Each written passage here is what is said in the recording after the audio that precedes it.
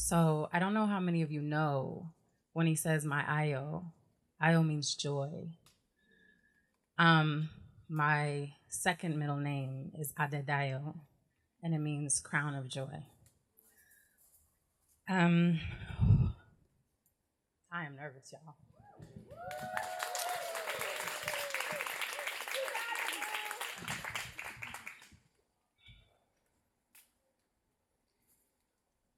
I closed my eyes and asked my heart to share her needs.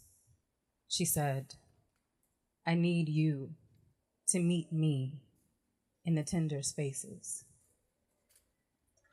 Often I feel compelled to give a disclaimer before sharing these pieces and parts of me. The disclaimer would read, if you choose to proceed, please do so with compassion and care, an open mind and the understanding that I am a woman who is still growing, still breaking into herself, changing and learning how to be herself, bold, sensitive, and at home in her own skin. Please proceed knowing that there is no expectation of you from me to agree with the ways in which I am or the faiths I believe.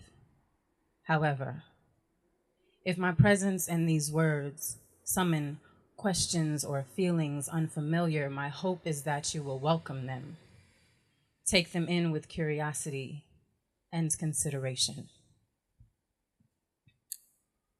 10 years ago, I uprooted myself from New York City, the city where I'd lived for 13 years and regarded as home. I returned to Los Angeles, the home where I was born. 1 year after this uprooting and returning, I experienced a 6-month period of depression. Still, in this moment, this word feels laborious to say. Depression. The words I've used to describe the deepest and darkest moments I've never written down until now. At my lowest point, I felt as if I was sitting in a place beneath hell.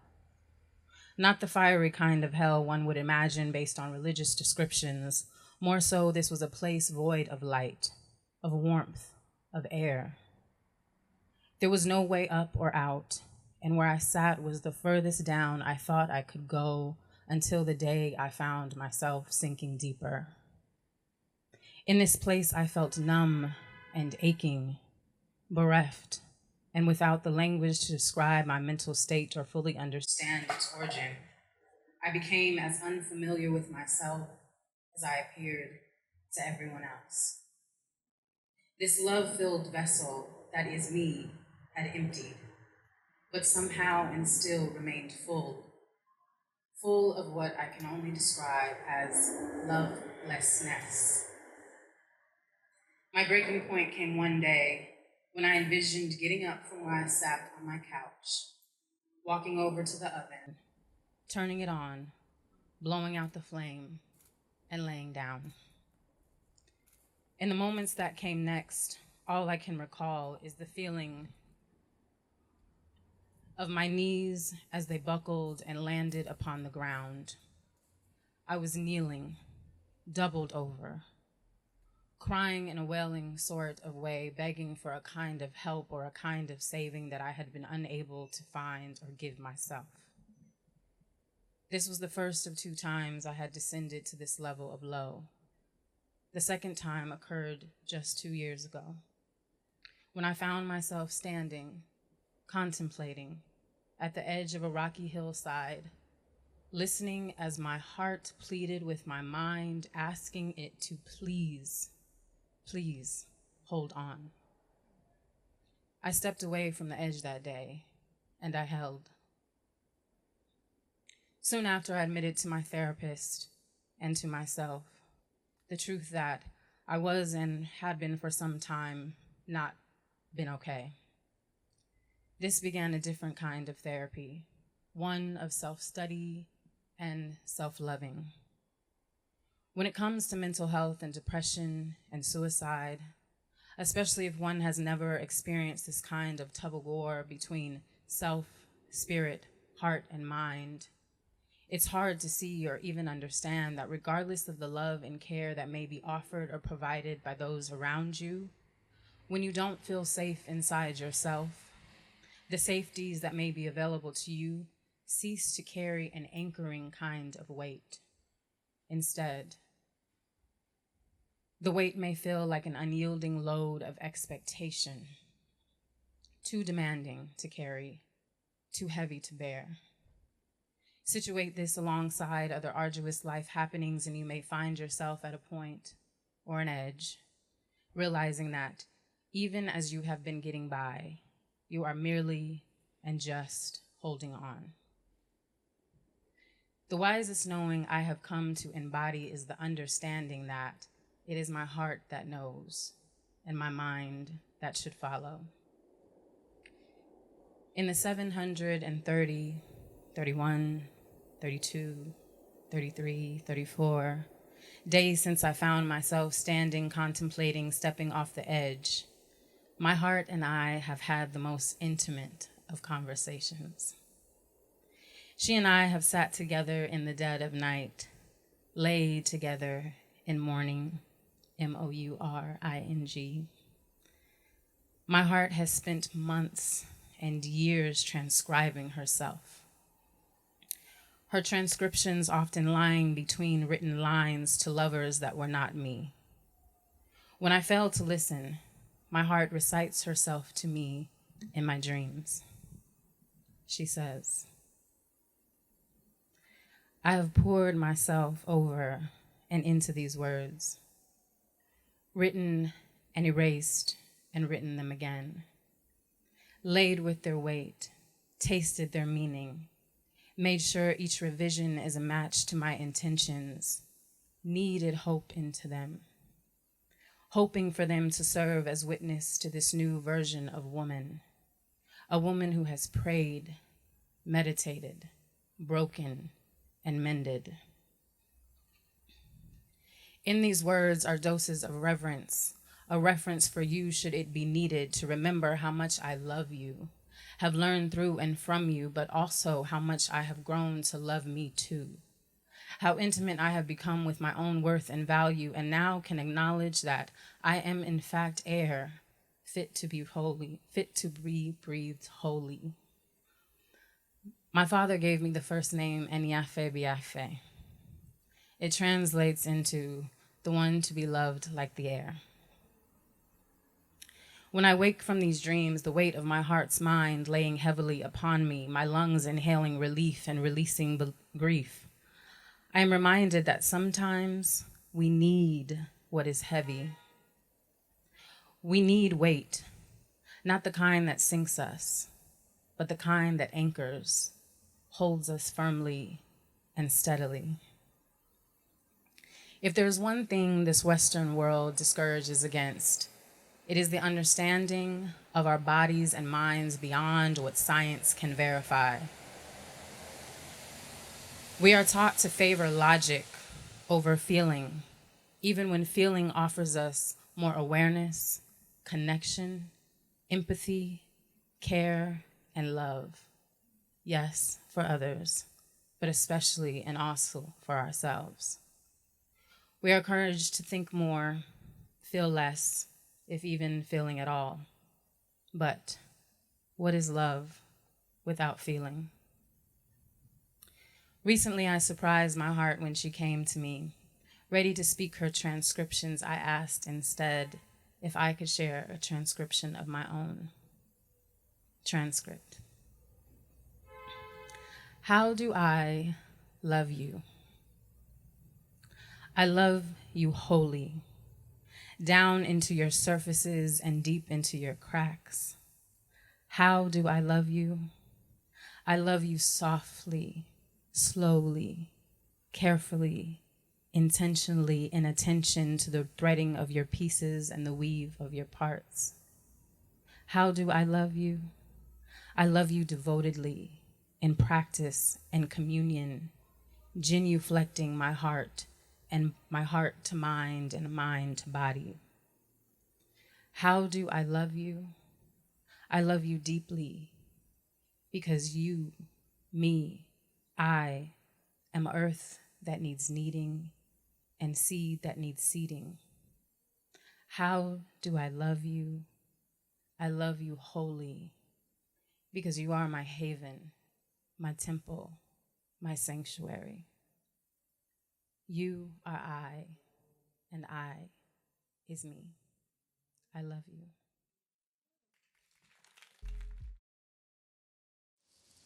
Eniafe, thank you so much for joining us today for the After the Release Craft interview. We have some burning questions for you per your story. It was beautiful, it was moving, it was loving, it was warm, it was all that you are.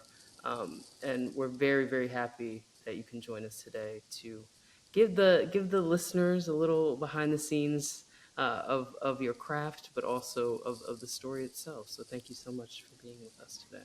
Thank you for having me. Yes. So, first question for you, Eniafe, is how do you identify creatively?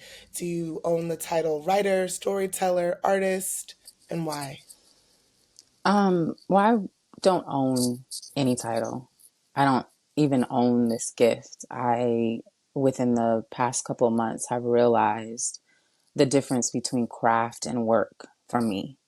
And the work is actually feeling, which then allows for the craft, which is writing. And recently I wrote about that I'm a writer, not because it's what I do, but because it is who I am. I cannot not write. Even if I never published or posted another word again, I would be a writer. Because writing for me is synonymous with like breathing, it's synonymous with eating. Mm-hmm. It's like it's in my veins, it's in my DNA. But I don't think I own that title because writing is also a gift that has been given. So it's something that I am holding um, and receiving constantly, but I don't own it. I don't possess it. It possesses me more so than I possess it. It compels me more so than I compel it. It pushes me. So writing is very much its own energy that then I am constantly receiving and welcoming and then responding to. Mm-hmm. That's what it is for me. And when did you know you were a writer? Was that like a gift you were aware of from a very young age? I mean, the first time that I even said that I'm a writer out loud and really believed in it was in 2018. I took this summer program at Yale called Thread. And my mom would say that I was writing before I could even actually write. So if I wasn't writing a story, I was telling a story. But I don't think that I realized that it was unique or something that all of us couldn't do in such a deep and expressive and emotive way until I founded All Her Words, which is a platform for women's journey stories. And that was in 2018. That's when I was like, okay, there's something unique that I can do where I can infuse feeling into words and allow people who are feeling the thing to express the thing because the expression is sometimes hard. Our emotions, I feel like, are deeper a lot of times than words can convey, especially if all you know is the English language. The English language is so fairly new, and also a bit in comparison to other languages and how many letters and meanings and whatnot are in other languages. English is very small. So it's very hard, I think, to express oneself just with the language that we might know. So yeah, 2018, I'd say, was when I was realized, okay, this is something different. There is actually something here that is unique and necessary. And with feeling like, hey, there's something here. I feel like I can, now claim this thing that is up for everyone to claim, that is willing to I think do that work of the verb of writing, of Mm-hmm. synthesizing experience and trying to communicate that. Mm-hmm. How did you define your voice? Because like your mom said, if you're writing before you were even willing, even had the pen or had the language per se to articulate yourself in certain ways, how have you shaped your voice as a writer, but also as an orator as well? Because I very much so consider you both. So I would say two things. Listening to other Black women writers and the way that they speak, the rhythm with which they speak, and that is everyone from Toni Morrison, who is that's my spirit guide, to Nina Simone, to Maya Angelou, to Toni Cade Bambara, to so many women, and even men, James Baldwin. I think listening to that has allowed me to understand that, one, there is a rhythm and a cadence with which that you speak, and the way that you pronunciate, and a way that you can get across the meaning and feeling and emotion of a piece that is flat on the page, and then you give it dimension with voice. And I think that in the process of actually writing, because writing for me, is a very slow and multi-layered process. So I start writing it with just, I don't know, there's usually something that I latch on to. There's a million thoughts running around, and then there's just something that my mind will kind of grab. And then I'll sit and ruminate over that, and something will start happening. And I'm kind of noticing it in the side or the background. But it's that slow process that I think has influenced how I speak. Because I think usually I would actually feel, what's the word? I would feel, my brain's a little tired, guys, sorry. I would feel self-conscious about speaking slowly, because I'm thinking about, is this the right word to say? Reading the room, who am I talking to?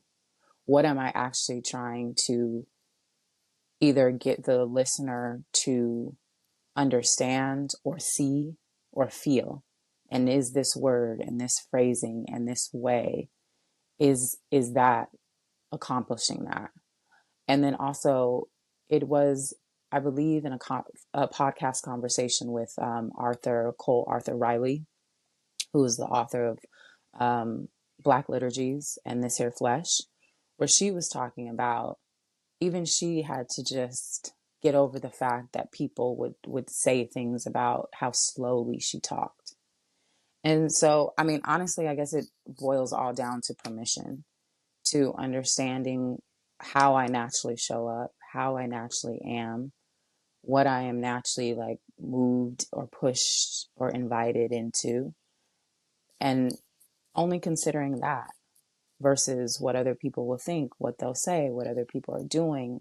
That's also, that's very hard in the social media age, because you look at somebody and you're like, okay, they've got the formula. That's a winning formula because of these metrics, et cetera, et cetera. And you want to, well, my natural inclination was like, okay, let me copy this. Let me emulate that. But that's not me. That's somebody else's formula that works for them. So yeah, listening to other writers, paying attention to how I naturally show up, and then to a point, I guess, studying myself, even having to actually do it, become comfortable with hearing my own voice. Long answer to the question. Powerful answer. Thank you for Thank that. you. Thank What do you think is the anatomy of a good story? you. I think it is not how we are taught to tell stories. So writing as like an art, you have your beginning, your arc, and then your end, and it kind of like goes like this. And it all also has to like connect back. It's writing is actually very formulaic. And that's actually why I typically do not refer to myself as a storyteller. I refer to myself as a journey teller, because the story is really adapted from the journey. But when you just tell a journey story, there may be no end, or there may be no beginning. You just might start at the arc and then go to the end and then come back to the beginning. Or you may start at the beginning and then go to the end and then come back to the arc. There may even be no arc.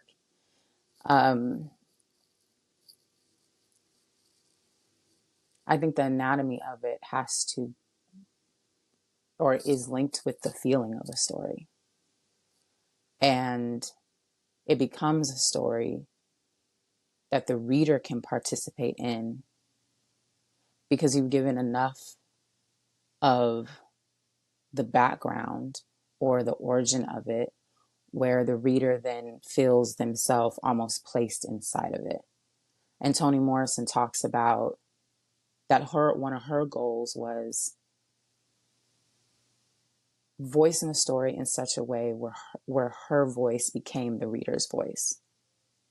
The reader was an active participant in the story. And I think you do that by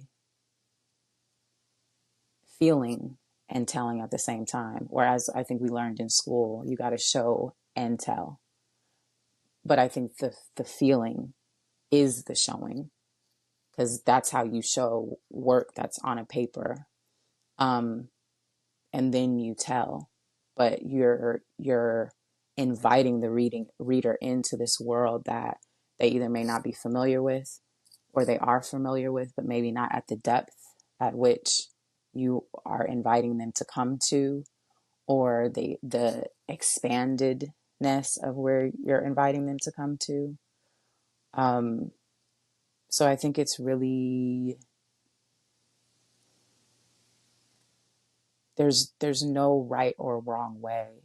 There's your way and how you're choosing to travel with the reader. Invite them to come, to be a partner, a passenger, along wherever you're going, and then how you're taking them there or walking with them there. Yes, I love that journey teller. I Mm. think that even, I don't know, it condenses these frameworks, or collapses these Yeah. frameworks. Mm-hmm. That we're used to, I think, pulling from when we are Mm-hmm. creating work, of where it's like, when you do say story, people are like beginning, middle, end, 3-part act. Like there's so many books that go by what you should say and how you should Yeah. say it and when you should say it in the story, where it's like the journeys that we're all going through. You might be meeting me at the end of something, and the total purgatory between Mm-hmm. the ending and the beginning of something else. Mm-hmm. So Mm-hmm.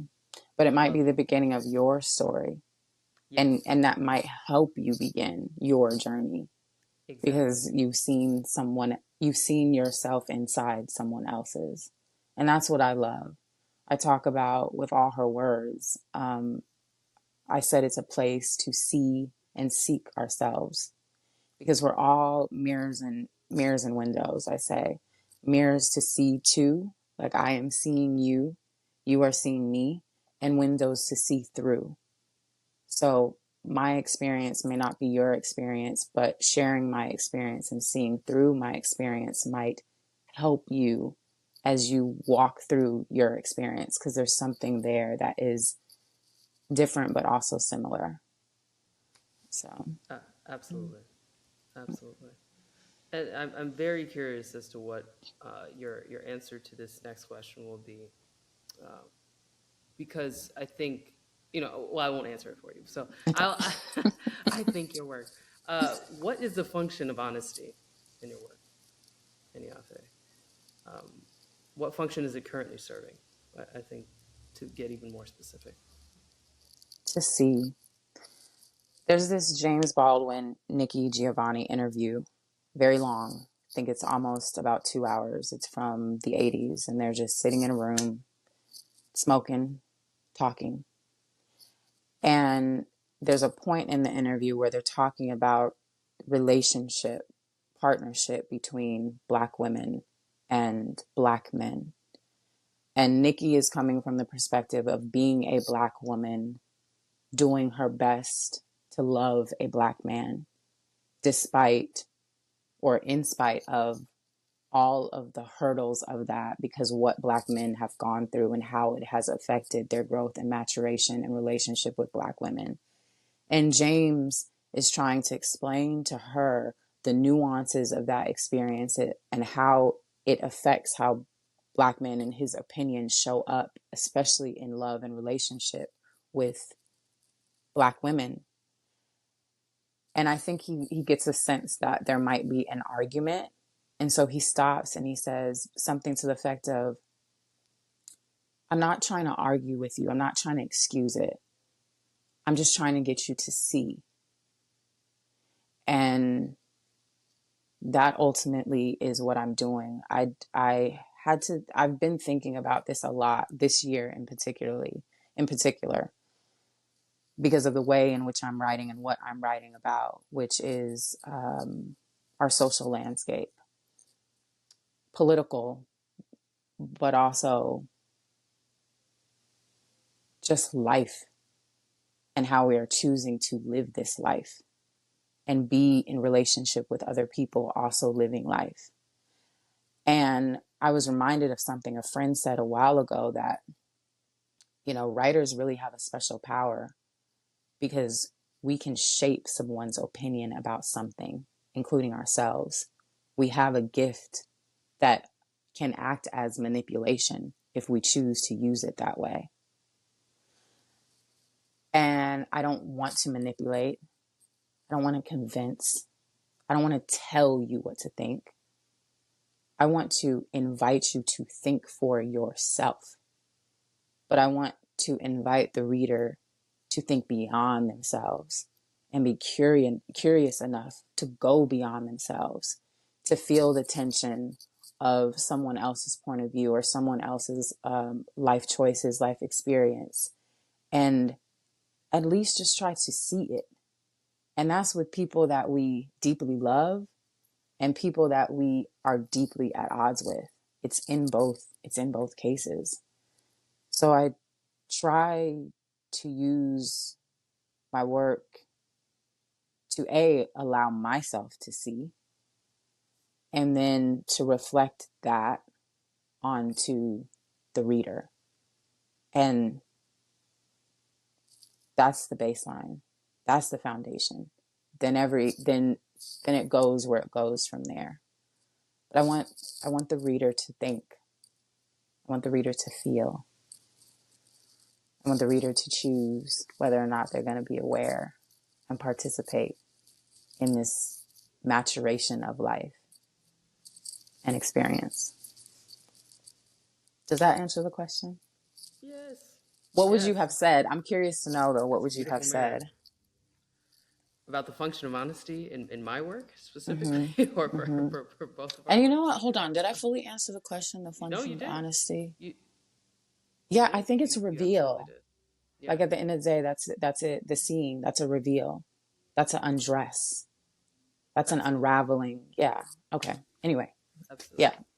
No, you did. And I think my answer would be very similar. I think it's like, I'm never, it's never really how to for me. It's how I, of where I cannot tell you exactly what to think, what to do. There's too many variables that differ between our lives, but I think the principles remain the same, of like, I can plant 100 seeds and 2 might really bloom, right? Like there's natural law that I think has to be infused for me personally into some of the things that I'm talking about for people to really get it.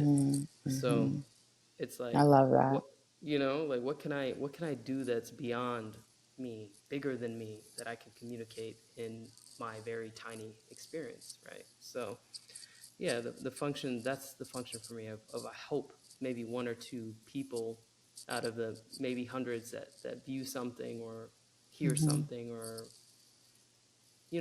consume any form of art, whatever medium I choose, can be like, you know what, I'm pulling this for me specifically from this lady. Yes. And I Yeah. have no idea why she was talking about her experience, but like there's something here for me to mine. Yeah. So yeah, It's very much like an inside out, outside in absolutely. cyclical process. Yeah. Absolutely. And I think that comes from having to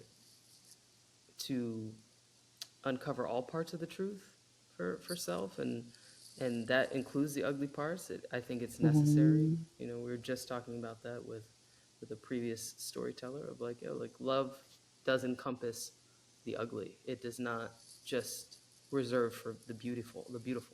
It's I not. mean, and depending on the way that you look at it, it's 2 sides of the same coin. Love is the Yes, coin. You cannot have it without, I mean, it's the yin and the yang. If you don't exactly. have one, it's out of balance, it's out of harmony. So, Exactly. agreed. Exactly. And that comes with experience. We all It know that. does. And grace, a lot of Yes. grace.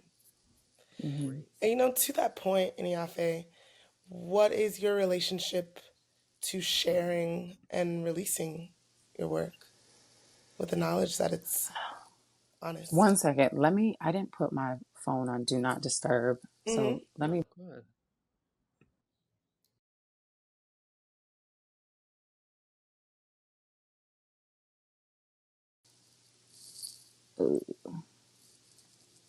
okay. Now I think we're good. So you won't hear all these notifications. Um, could you expand a little bit on the question? Yeah. Has it ever been challenging for you to share your work when it is so honest? Or is it essential All the to the time, practice? both and. Yeah. It is challenging all the time. I think people think that because they read it so easily, that it comes easily. And the words, a lot of times, are a whole birthing process.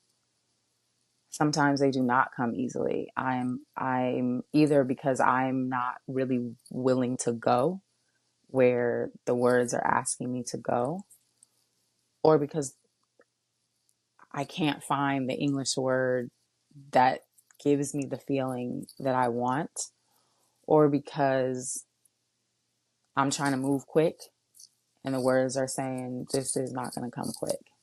This is slow. Um, and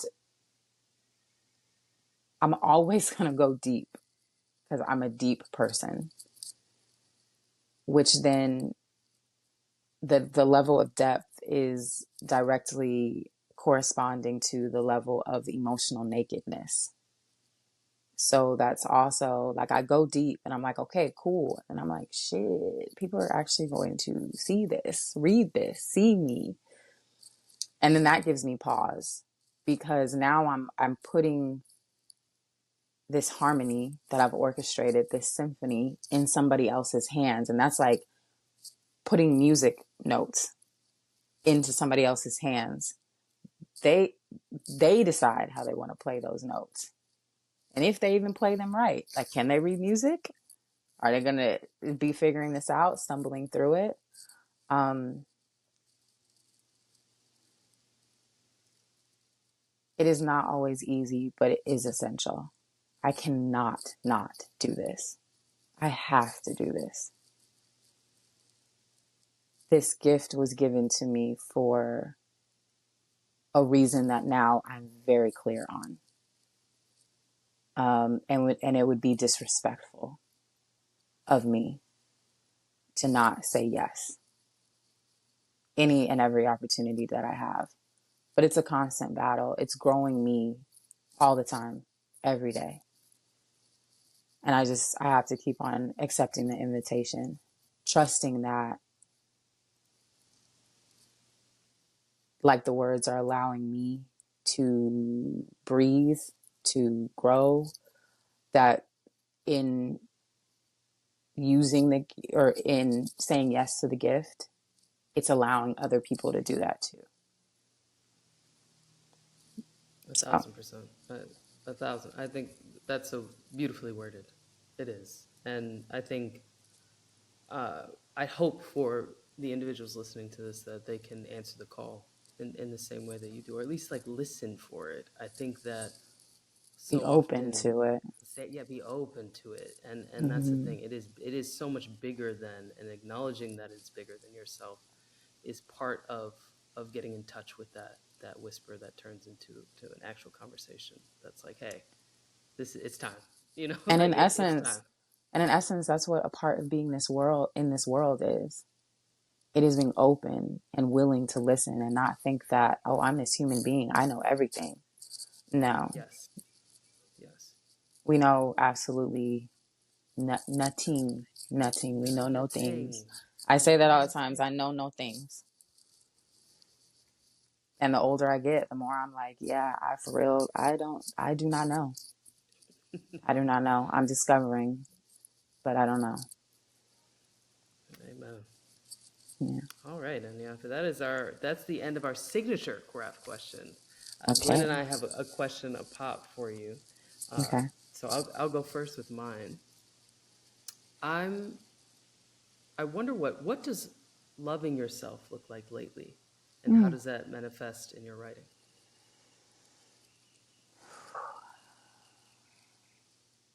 Loving myself lately looks a lot like making peace with myself, situations, the other participants in that situation or those situations, forgiving myself and others, and welcoming myself and others to be the fullest, wholest, deepest, most expansive, forever changing versions of myself and others. I think it's a lot of cultivating of space, not just emotional space. I think that's the biggest thing, but also physical space, sanctuary in one's self. I am working on a experience idea, NECA, which you're familiar with. And the main question that acted as the foundation of this experience is, what does it mean, or what would it feel like? What would it look like to be Haven in human form? And that's where I am right now. Am I safe for me? Am I sanctuary for me? Because safety and sanctuary are actually not the same. You can feel safe and not feel cared for. But in sanctuary, you feel both safe and cared for. So loving myself right now is, am I caring for me? Am I sanctuary for me? And then if I'm sanctuary for me, that means I'm for sure it for other people. But sometimes that doesn't act in reverse. Just because you're sanctuary for other people doesn't always mean that you're it for yourself. Mm-hmm. So that's what it's looking like for me right now. Yeah. Very soft and slow. Yeah. Beautiful. I'll add my question on to that. I'm curious because you mentioned throughout our conversation many authors that you admire, that you turn to. Are there any particular texts that you go to when you are seeking that sort of sanctuary, or for comfort, or for sense of self and self-actualization? Yes. Toni Morrison, The Source of Self-Regard, is a collection of her essays and speeches. I have been reading that book for, I think, now 4 years. And I don't read anything I rarely read any big text chronologically.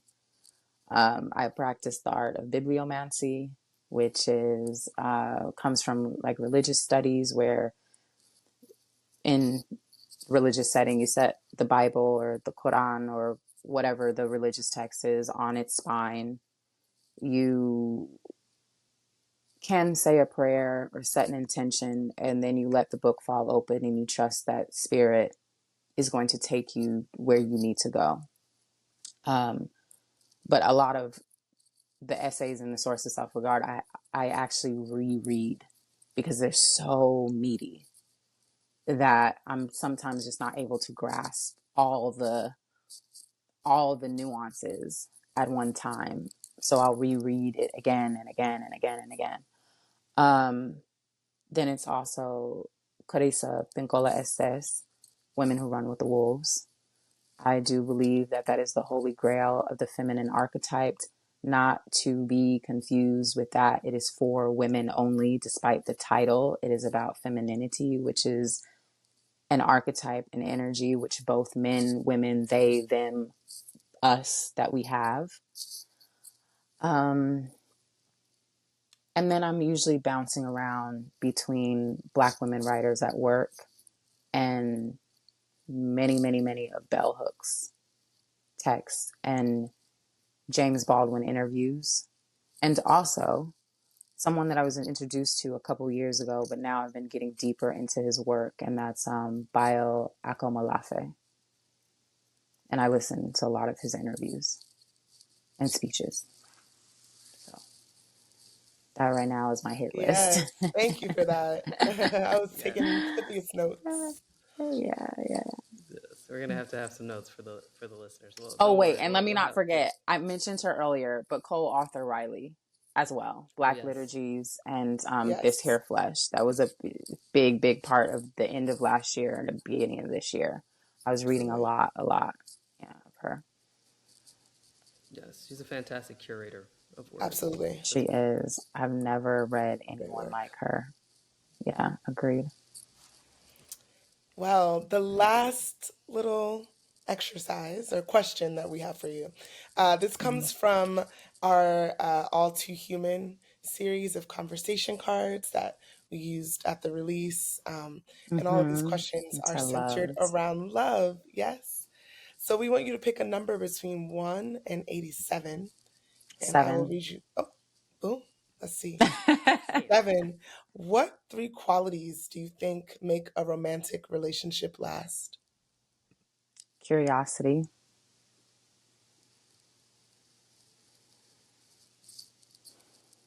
Consideration. Ooh, I only get one more.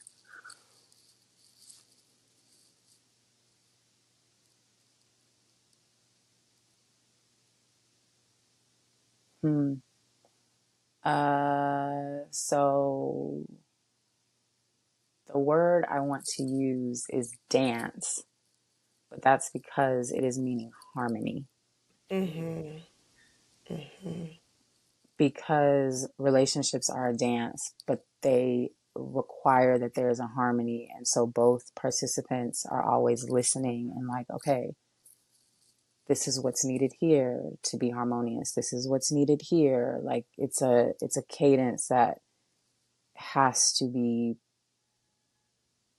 participated in by both or all involved. Yes. 3 is hard. Ooh, that's hard, but 3 is hard. But you did Right? it. that's what's on Curiosity, my heart today. consideration, Yeah. Yes. dance. Damn. I Uh-huh. love that. Just dance. You know, now that's popping up in my head. Yeah. Hey. Yes. Fantastic. Yeah. We appreciate you so much, Eniafe. You came all the way from Cali for It was the release. amazing. Oh my goodness. I would Man. relive that night, that day. I would do it over and over and over again. That was my first time ever. First of all, that piece was hell. As I was like, holy shit, I'm really about to tell this Yeah. to a garden full of people. A garden full of people. Yes, yes. And back in New York, which I think is just Yes, full circle. where all so much of it began. Mm-hmm. Yeah, I was nervous as fuck though, because that all hit me. Like this, you ain't just up there reading some shit. Like this is you, and you're about to share this. You know, Yeah. Yes. but that's what it But is. That's what it it's is. And about. you were a mirror for so many. Yeah, Truly. I'm grateful, truly grateful. That was so good, y'all. Just chef's Oh, kiss. So good, and we were so so so happy that you good. were there. Thank And you. Truly. if I can, I I'm not, but I would fly my ass there again for July just to be in it. I'm not, because my bank account says it to chill, but it's that event is phenomenal. Seriously, you guys, it is so yummy, so decadent and delicious and deep and holy. Honestly, holy ground. You guys have created that Thank you. in a very Thank you. special way. So I hope you know that it's deep work, deep work. So Thank you. We're stealing that. That's just gonna be our tagline now. To be honest with you. Holy. You it is yours. holy It slay. is yours. It is yours. And that's a double entendre. You know I love me a double entendre. It So Uh-huh. that's is. You do love me one. Exactly. WHOOLY and Okay. HOLY, and there go it's both. It's both and. Mm-hmm. Absolutely. We truly appreciate you so much. Yes. Eniafe. Thank you for Thank sharing space you. with us today.